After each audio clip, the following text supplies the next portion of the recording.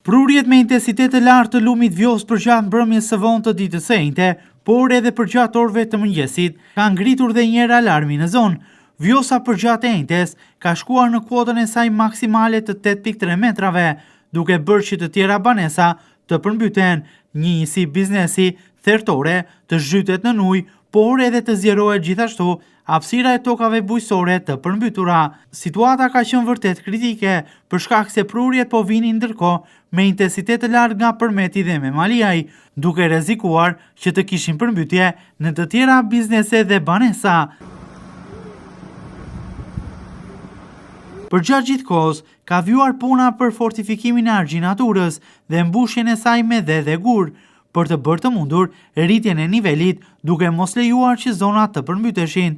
Ndërkohë që mjetet e ushtrisë kanë qenë në gatishmëri të lartë, situata përgjatë gjithë kohës është monitoruar edhe me anën e dronëve për të parë prurjet e lumit.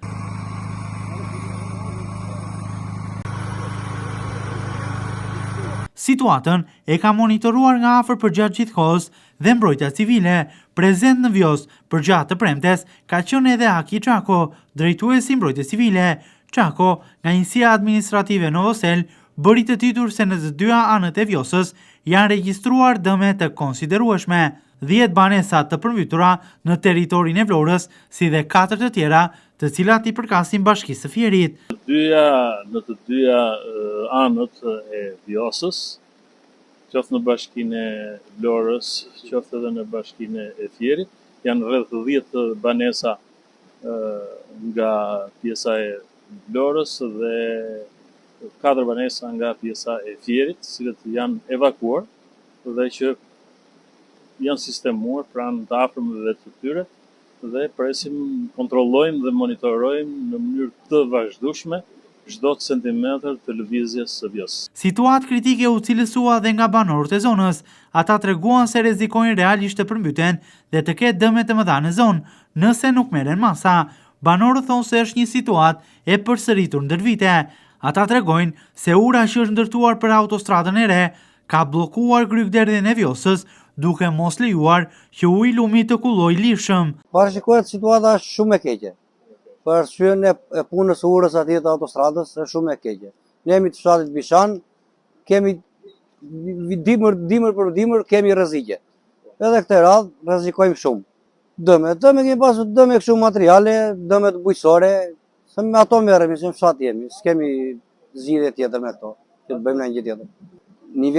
Niveli sa vine po rritet dhe rrezikojnë fshatrat atje. Ujt do ikje dhe ura atje, vete në bazë, ura është bërë, jo urë, po është bërë kanal, se s'quhet lumë, quhet kanal atje, në atë mes. Prandaj shteti të marri masa për të gjë. Deri tani ka dalë në shtrati, një gjë që është e sigurt, sepse ne kemi një stakatu, që është bërë para 4-5 vjetë, që janë gjithë përfalendëruar, që na lartë deri poshtë. Qa ndodh? Ne përmbytemi vetëm na ure e re që është bërë të autostrada.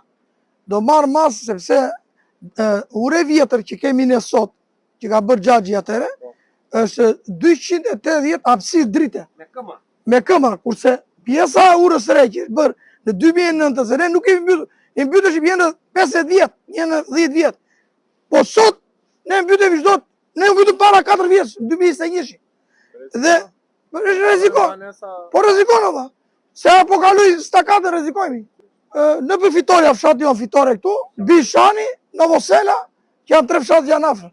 Ja ke edhe banorët e këta në Bishani. Ndërkohë që përgjatë mëngjesit të kësaj të premteje, në Vjosë ka pasur një tendencë në ulje për shkak se prurjet në Memaliaj dhe Përmet kanë zbritur ndjeshëm.